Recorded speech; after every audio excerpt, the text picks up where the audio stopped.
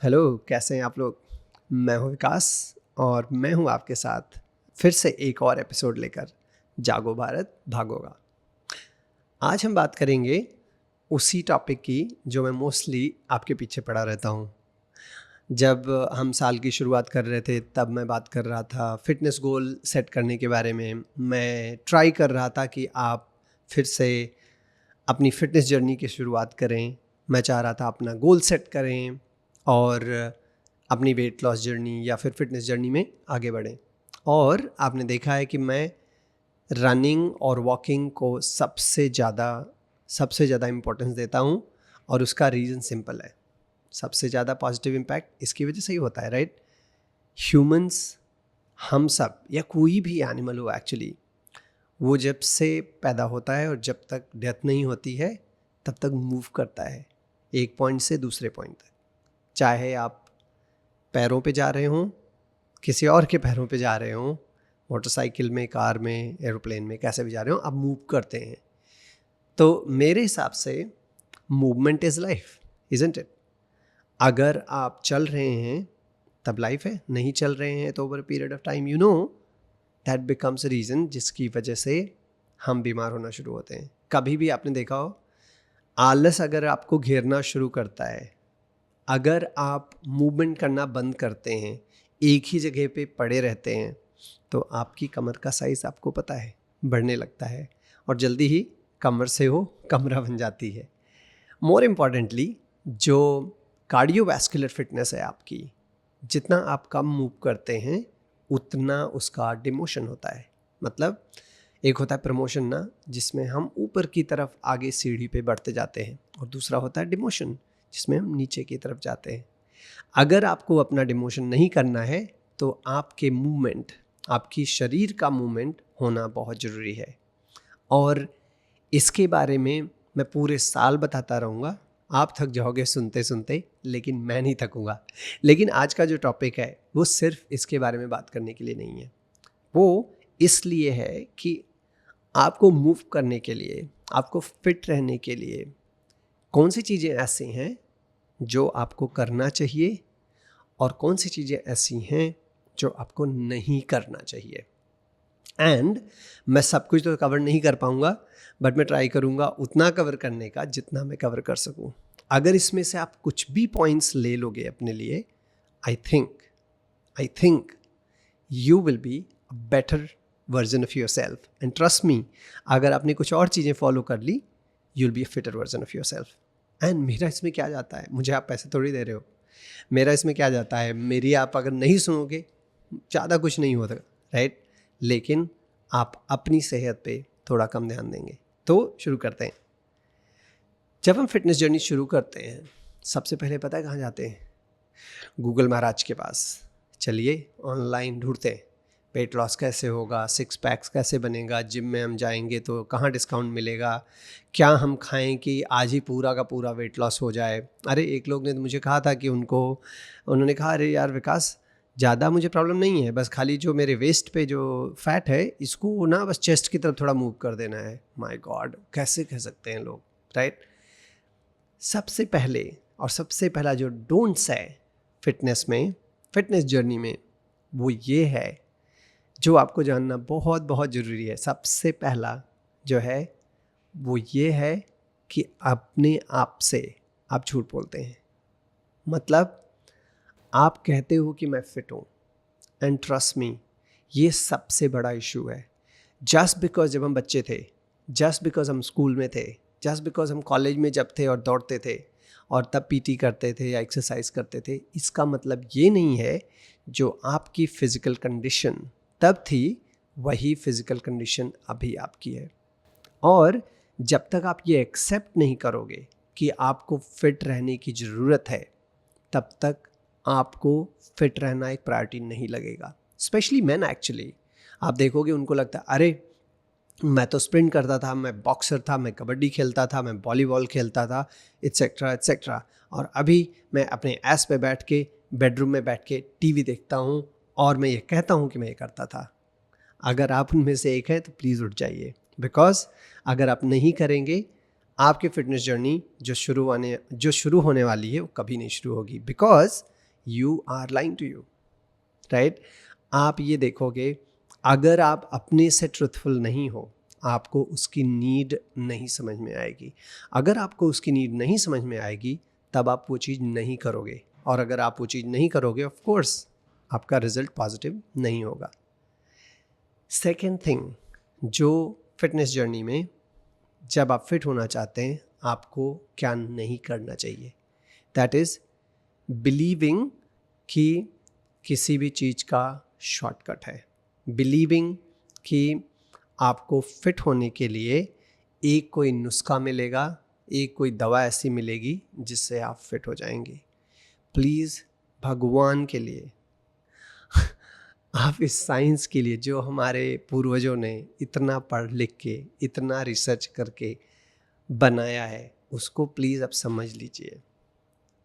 आप ये बताइए, जब आपका वेट ओवरनाइट नहीं बढ़ता है, तब आपका वेट ओवरनाइट कम कैसे हो सकता है?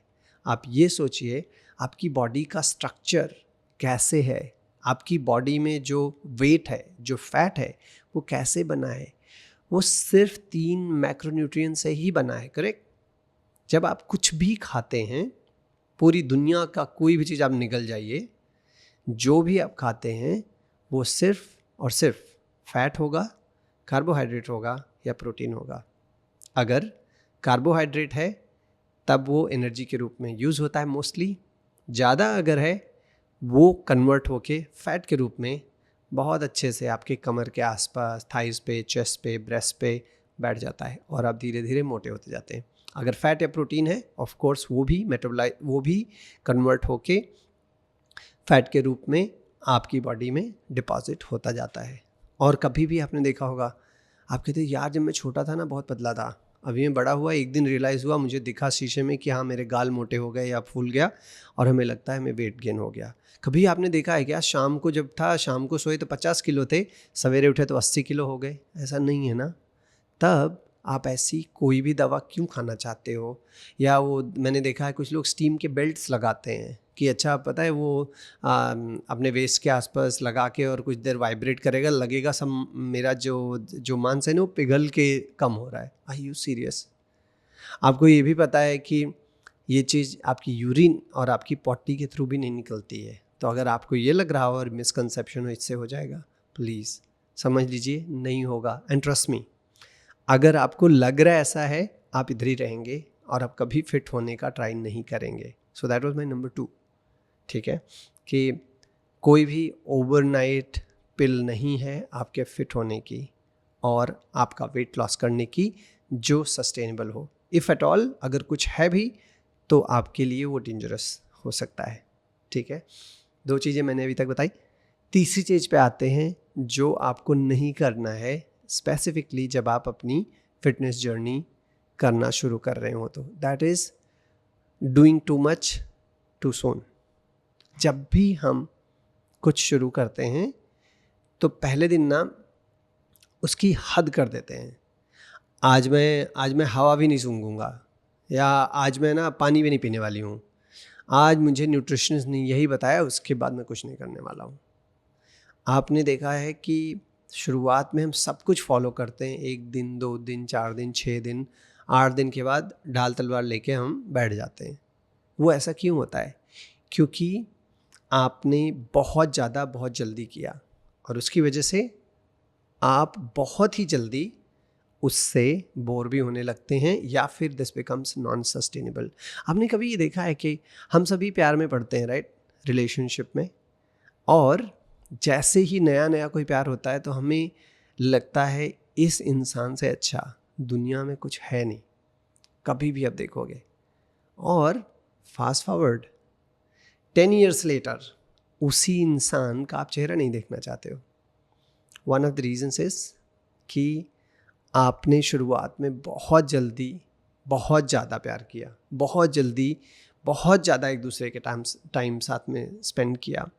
एक्चुअली आई रिमेंबर जब मैं ग्रो कर रहा था एंड मैं एक रिलेशनशिप में था, उसमें उन्होंने कहा था कि Vikas, don't let your love smother your love, and that was so true.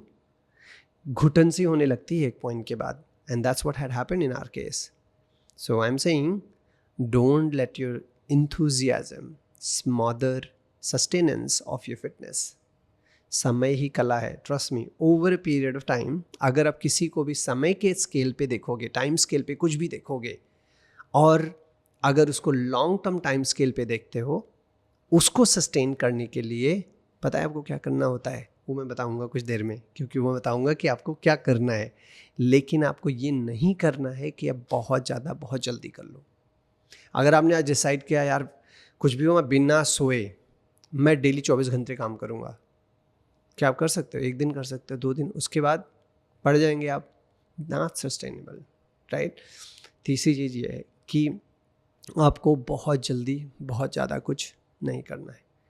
चौथा, आपको ये देखना है कि मेरा दोस्त अक्षत है तो बिकॉज उसको फिट होना है तो मुझे भी फिट होना है. अगर आपका अपना रीज़न आपको पता नहीं है, अगर अपनी प्रायोरिटी आपको पता नहीं है और आप दूसरे को कॉपी करके आप फिटनेस जर्नी पे जाना चाहते हैं, हाई चांसेस आप सक्सेसफुल नहीं होंगे, क्योंकि ये तो उसकी प्रायोरिटी है. आपकी वाली प्रायोरिटी क्या है?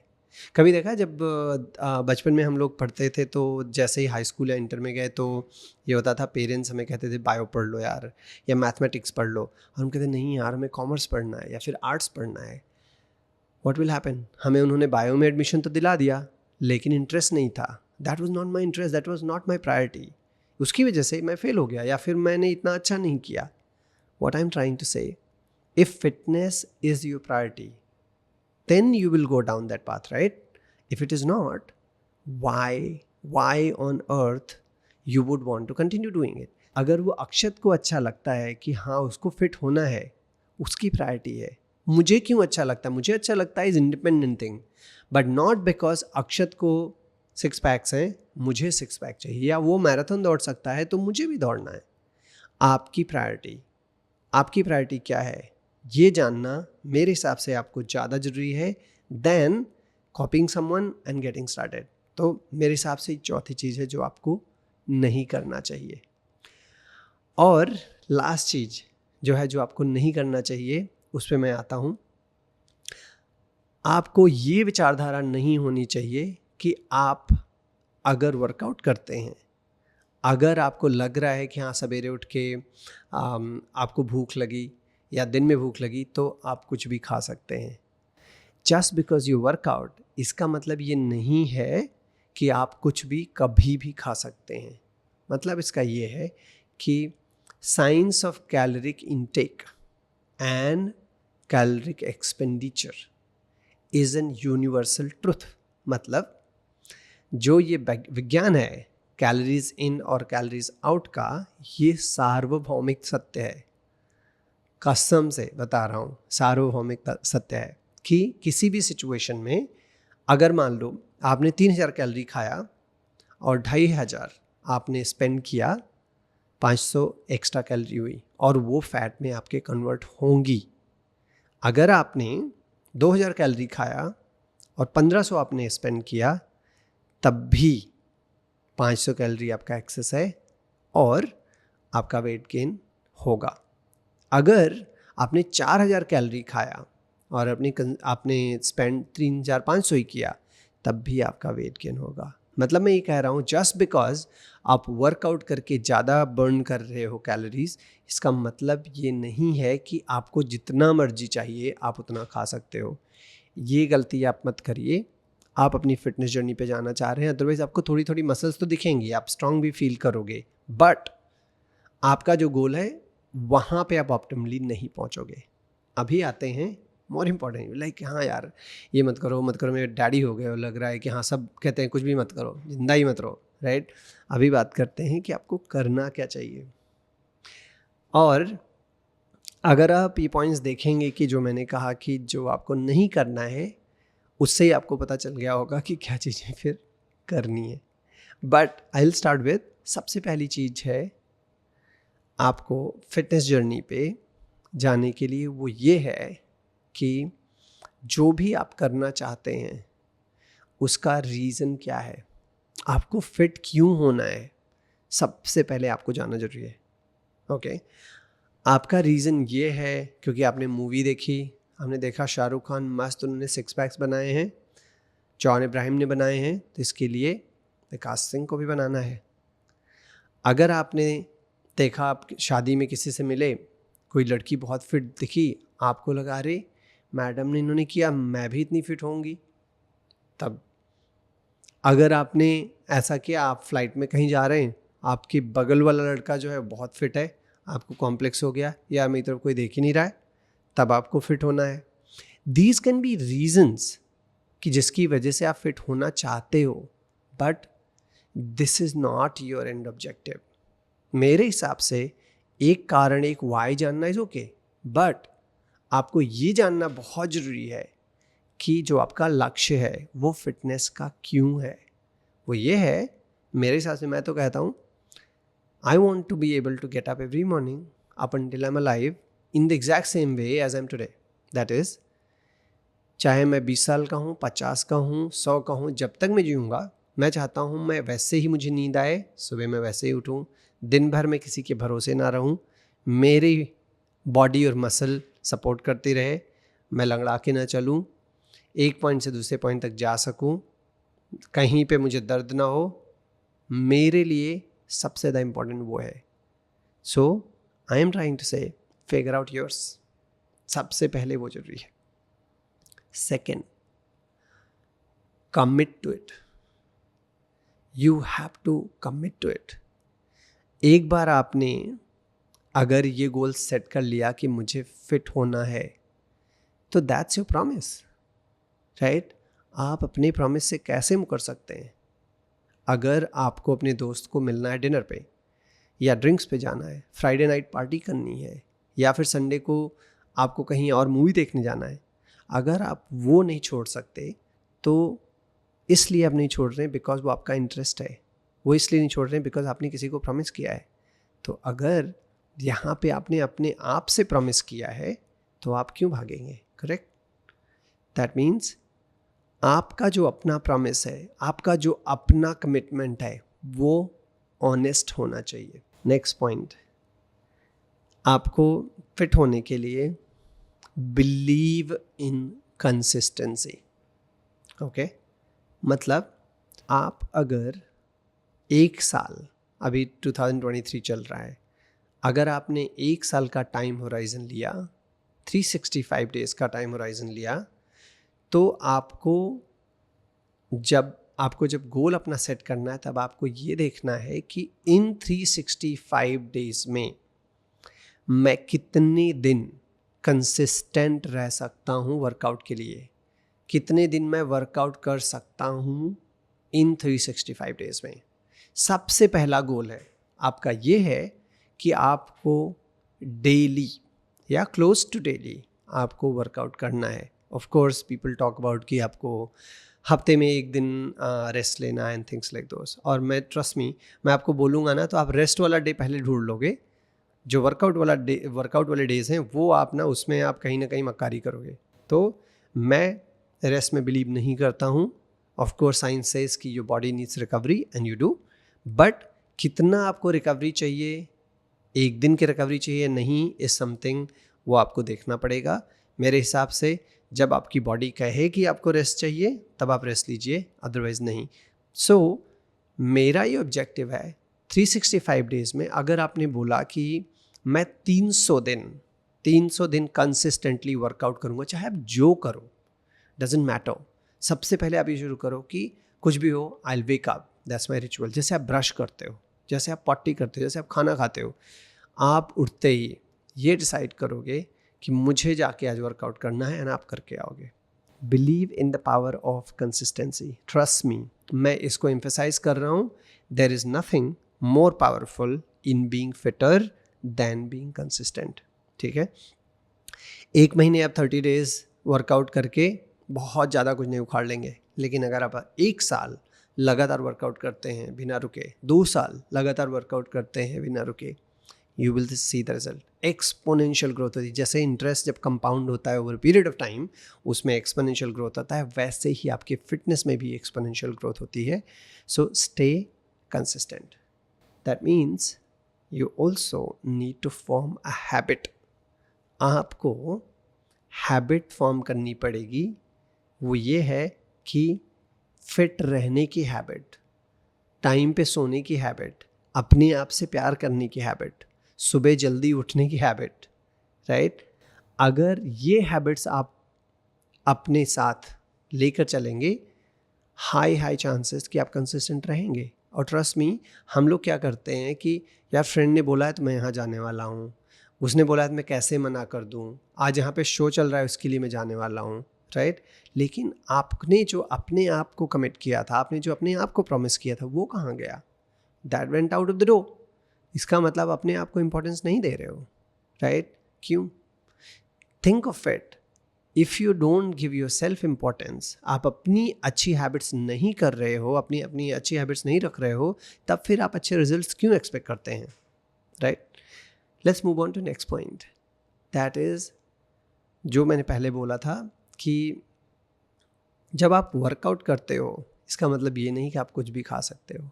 इसलिए मैं आपको सजेस्ट करूँगा, आपका वर्कआउट उतना ही इम्पॉर्टेंट है जितना कि आपका न्यूट्रिशन, या फिर आपका न्यूट्रिशन उतना ही इम्पॉर्टेंट है जितना कि आपका वर्कआउट, राइट? मैं ये कहना चाह रहा हूँ कि अगर आप फिट होना चाहते हैं तो आपको अपने वर्कआउट और न्यूट्रिशन दोनों पे उतना ही ध्यान देना होगा.